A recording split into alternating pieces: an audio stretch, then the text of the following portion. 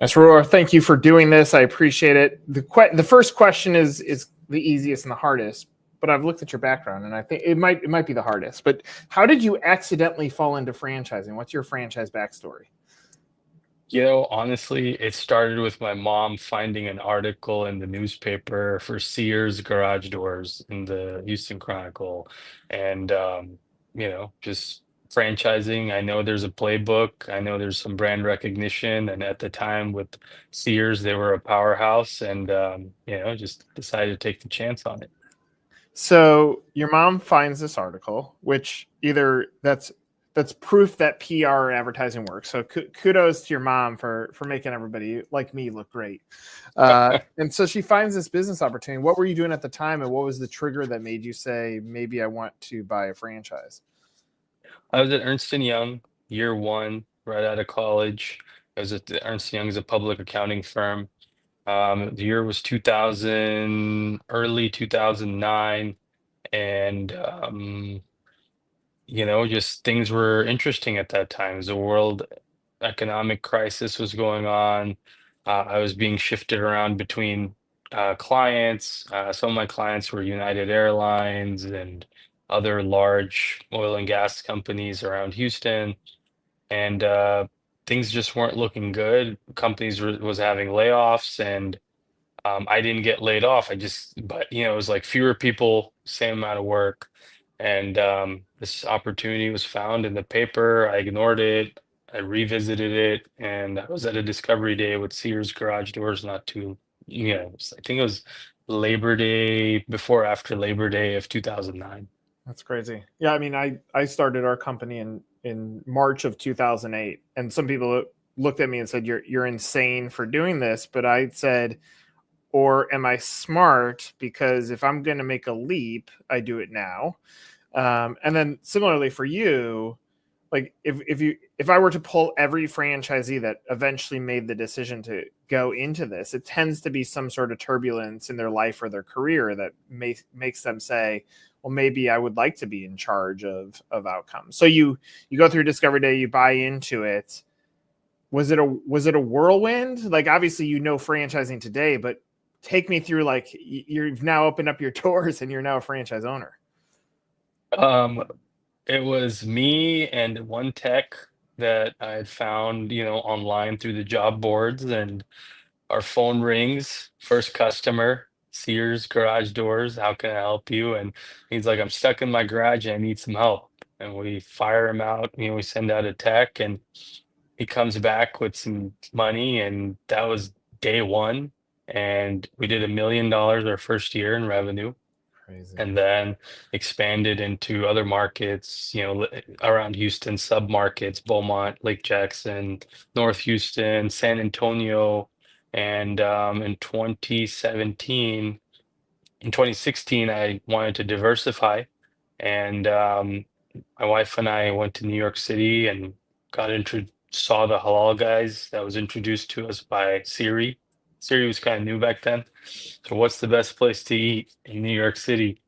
The Halal guys on 53rd and 6th, and ended up there, asked them to franchise. Year later, became a franchisee, opened the doors to a 4-hour line in Houston, Texas, and sold Sears because gyros and garage doors didn't have a lot in common. So decided to kind of focus on what had the longest runway. And, today we're at 7 Halal guys units, and met pandemic hits in 2020, and I'd been following Laynes for a long time and kept asking them to franchise, but they weren't ready, or they weren't sure if they wanted to be to franchise Houston. And took a plane to Dallas when it was felt like a private plane. It was just me and like three people on it. And yeah, today we have 5 lanes open and 2 under construction and 2 in conversations. That's crazy. Okay, bunch I want to unpack from there. First of all, Yeah. you have the Halal guys hot sauce for the first time. How bad did that kick your butt? Oh yeah. Didn't know. Just totally. Yeah. It was painful. It was painful. Now I just do one line. So I mean, if I think through my Halal Guys experience, and this will lead to Laynes, but it does feel, if I'm going to go into a restaurant business, smaller kitchen, obviously down the line, easier operations. For a guy that's coming from home service franchising into food, was there any fear? Obviously, when you went into home service, you went and hired a tech. Like, it's not like you were the garage guy. But was it like, okay, I knew what it was like to do that, so food can't be complicated if I hire the right person? Not at all. I wasn't even going to do it. By the time Halal Guys came around and said that they were ready to franchise, I was like, I'm over it. I'm going to do this other home services related disaster recovery type franchise, which is now bankrupt. So glad I didn't do that. The one of my mentors guided me to do the Halal Guys at the time, and he was like, "There's, kind of helped me come to the conclusion that it was a simple menu, great story, had a captive audience built in, and it would have been a simpler operation to scale, given how mature the restaurant industry is, versus home services, specifically the disaster recovery side, where you have your home floods, you got electrical, mechanical, plumbing, you have so many different trades to have to bring in, and he led me to that. So no, there was not like this understanding. It was just, it's a brand, it's simple to Yeah. execute. Let's jump in. Did you buy one to start, or did you buy a multi-pack to start? I always felt like with Halal Guides, I think I was like first handful of franchisees that signed on, like maybe the first two, three, four, or five, like in the beginning. And I was like, if I'm going to do the work to establish the brand on one, it's all or nothing. If Yeah, one is successful, then you're going to kick yourself on why you didn't buy more. And if you're going to fail, you're just going to fail a little more if you end up buying a bigger territory. So that's I bought a 13 or 12 unit deal with Halal Guys that's still active. got it. And so I would imagine, like, and there's so many emotions as a franchisee, but I would imagine uncomfortable burning cash. And restaurant investment's a little bit different than home service. And did you almost breathe easily when you saw the 4 hour line, like that, or that? Yeah, Yeah. that was I mean, we were like, this was my bank account, and then and then we opened. So we got saved. I remember I got the call at probably 7 in the morning, grand opening day. And they're like, hey, we have like a few people in line. And by the time it was like 9, 10 o'clock, it was like really long. And then by opening time, that line was all the way around, and it stayed that way for 2 days. That's crazy. So And so you build it to 7. And another thing that I'm curious about, and I talk about this often. It's some people go in with a multi-unit mindset. Obviously, you went multi-unit with Sears, like you scale the business. But at some point, like the financial side continues to climb up, and I say the number ends up being somewhere between 3 and 7, and so it's climbing up. But then it's going to take more resources, so it almost like this another dip that happens, and you have to have the mentality that this dip is going to be the hockey stick that gets you much further. Was that something that you had to prepare for? Did the Sears help you get to that level? How did you navigate that? I think each brand has its strengths and weaknesses, and that's with everything. So we focus on learning from the strengths. Sears taught me a lot about franchising, about business in general, and we brought that over to Halal Guys, and that helped me with Lanes. Like, I don't think I could have convinced the folks at Lanes to bring me on if it wasn't for my experience on how we were operating the Halal Guys.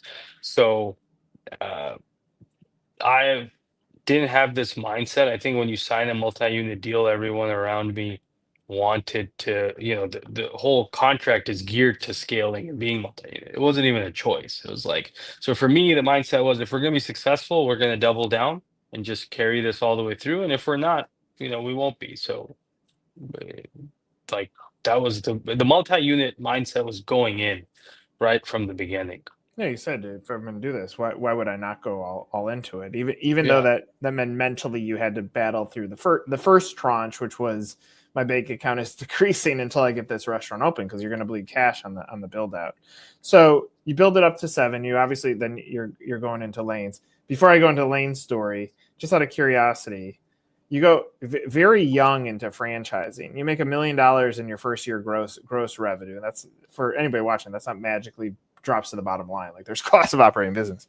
But did you ever feel wealthy? Like, at that point, do you feel like you're a wealthy franchisee, or is it like, is this ghost always behind you that says the sky can fall at any minute? Oh man, I mean, I think with any entrepreneur, the ghost is ever present, because the ghost changes as you scale. It's different challenges. Uh, every year, every level brings new challenges. So I don't think that's ever going to go away until you exit, maybe. Um, but I think I've never felt uncomfortable, like in that sense. Uh, like even when we did our first year of sales, just hitting $1 million, I mean, it was just me and like the office manager. So you can imagine the overhead was low. That was the first step where like, okay, now we got to go down, take a step back to go forward. And that happened many times over in that business. But I think, you know, that taught that I learned those lessons early. So when we got into the restaurant business, which is severely more capital required to build each unit, kind of had some muscle memory there that, hey, this is normal. We're going to have to do this. Yeah. So a few comments. One is, I think the best advice that I could give as a business operator, and I'm hearing it with you too, like, don't let the lifestyle be the tail that wags the dog, because if you make a lot on unit 1, you're going to have to make a little bit less to get to unit 2, and so on, and throughout this journey. And you got to become comfortable with the turbulence. The other thing that I think is important, what I'm hearing out of you, and the analogy that I would make, like, I'm a big Chicago Bears fan. They were far out of the playoffs this past week, but they're playing a rivalry team. And so they had to show up and get excited to win this one game, even though knowing that their season is over. So you could say, we're failing, we're done. That's some people's mindset, and they go and close the doors. But they found a way to say, for this one game, we're going to be competitive, and they end up winning. I use that as an example because I think, like, for us, once you get over a certain financial threshold, then like financial ends up being a part of our scorecard, and the ghost behind us is whether we're successful or not. Like, the reality is both you and I could technically retire tomorrow if we chose to, but the scorecard motivates us and the scorecard scares us. As long as those two things are pulling on us, then it should drive us to want to continue to do more. Does that connect with you? Yeah, no, 100%. And I mean, with lanes, I have an aggressive development schedule with them, and I enjoy working with them. That's really the bottom line. Like at the end of the day, they have such a great team. They have such a great every single person that I've interacted with them is just 10 out of 10. And that for me is really important. And anybody in our industry, like if you have a solid franchisor that cares about your success, um, that's not just looking at their own scorecard exclusively, that actually cares about how you're going to take this forward, that motivates the franchisee to go even harder because we're trying to build something. And you're right. At the end of the day, you don't need an additional unit or two or whatever. But if you're working on a good team and you're having fun and you're enjoying the process, that makes things a lot easier. So I'm gonna tell you what the question is, but I want to create a statement. The question is, have you seen this? Not to put down the other franchisors that you worked with. Have you seen this level of franchisor? And I'm going to add this caveat on here that when I've looked at Laynes, I've never seen anything like this. You have strong capital-backed human beings who are good dudes who brought on the right person who said, let's work on operation, supply chain, and really perfect the model before we actually start franchising, to saying no to people, to being real estate experts, to being private equity experts, to really caring passionately about a product, and then on top of all this, it is a super simple business to operate. I've never seen anything like this. So the question is, have you seen a franchisor like this? Not to put anybody else down, but have you seen it? And does that, like, is that what I'm saying? What I'm seeing with Laynes is similar to what you saw? I mean, I couldn't agree more. I mean, yeah, everything that you've said. Uh, Plus, I think they have a genuine interest in franchisee profitability. Is key. So they have told me not to do deals, and that's rare on the franchising space. They're like, okay, there's always that form you have to sign that you're agreeing to do this, and you know what you're doing, and we have nothing to do with this. They're like, don't do it. We don't like this one, or you know what? It's up to you. Don't.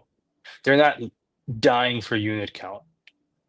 Where that is an important number in the FDD and so that speaks volumes in our world. I'm gonna, like, the word that I want to say is what you just said seems so simple. Like every franchisor should follow that same philosophy, because if you treat your business that way, then your franchisees will also treat the business that way, which means like you're going to build this culture of like really, really caring passionately about where the direction of the company goes. I do think like it ends up being like how well capitalized is a franchisor on the starting point. Because like you could take Sears, beautiful business for many, many, many years. And frankly, if they would have just separated out the home service division away from retail, I think it could have continued to be a beautiful brand for many, many years. Yeah. But unfortunately, when the capital started impacting the business, the beautiful side went down. And so then the tail that was wagging the dog was every decision, even on staffing their corporate team. They were like, we could hire more people to support our franchisees, or we could save that cash and stay afloat. And then that's where some of that turbulence happens as a business. But with Laynes, like, again, I said simple, like every franchisor should listen to what you said and say, that is going to be a core philosophy of ours. They don't, but I would imagine it's because they don't have capital to actually have that mentality. No, I don't agree. Of course, you're right, but it's that piece plus I think you have to have this understanding thoroughly that if the franchisee is successful, then we are successful. Yeah. And it's not an us versus them thing. It's like we're in the same boat. We have to row in the same direction. You can't just have one side rowing. It's not going to work. So Laynes has done a great job with that, and I think that speaks volumes. That's why they have so many units under development right now. Um, you know, it's just every I don't know of any unhappy franchisee right now, and I don't think that's going away. I know you don't have to develop units, but when you attach onto something as special as this business, do you get like a sense of urgency? Is that pushing you a little bit because you know how special the business opportunity is? I think for me personally, like my we are way well in advance of our agreed upon development, so that should tell the franchisor that we're satisfied with the results and we're satisfied in putting our name on the line every single time to continue to develop. So Is there anything that keeps you up at night? I mean, nothing specifically like that, but I mean, I think how we can better ourselves, the general things that keep any operator up, like how can we do better? How can we deliver a better product, a more consistent product? How can we be better at service, accuracy? How can we open units faster? All the general stuff. Nothing. Yeah. Well, and look, the way that I hear the guys talk, and they talk about protecting the brand, and they protect their franchisees and protect their brand. And then ultimately what you just said is, yes, I'm going to protect the brand and I'm going to protect our customer. I'm going to continue to listen to how can we, and your staff, like, how do I continue to perfect that? And I think that's the mentality that you're talking about with Laynes, the same mentality that clearly you're showing in what your vision is for the company. I use this line way too much, but when I'm looking at a successful business, I bet on the jockey, not on the horse. And so you to fit in culturally with what they're trying to accomplish just means that they extended their philosophies into Houston, which in turn is going to have tremendous impact. And I think you're 100% right. a lot of franchisors think about selling franchises. They don't think about developing franchisees, but successful franchisees will sell franchises, and successful franchisees will make more for the franchisor because they'll make more in royalty. Like it's very simplistic, but the math equation gets it wrong so many times. But also at the end of the day, they have a great product too. So that does make everybody's job easier, right? They have a product that established in 94. The most prominent, dominant player in this industry is Raising Cane's that came after Laynes. So that is very helpful to the story and explaining to customers on who we are and what we're doing. And we have a built-in audience, right? Like people are aware of the brand, more regionally for sure, right? Texas A&M is where they were started at. So we have 50, 60, I think up to 70,000 now students at a time rotating out of that university every year. So that's helpful. And those that don't know the brand, like for example, we just opened a store in Pasadena, a suburb of Houston, and that's like a new market. And at the end of the day, people are just coming in because they like the product. So look, I love this story. I love your story. Your story is awesome. And thank you. For many reasons, for quitting your job, home services, falling into restaurants, scaling mentality. I have a feeling there's a lot more to learn of your story as we continue. And I'm grateful that you gave me some of your time today. Of course. Thank you, Nick. All right, for Masroor, I'm Nick. This is another episode of Meet the Z. Take care.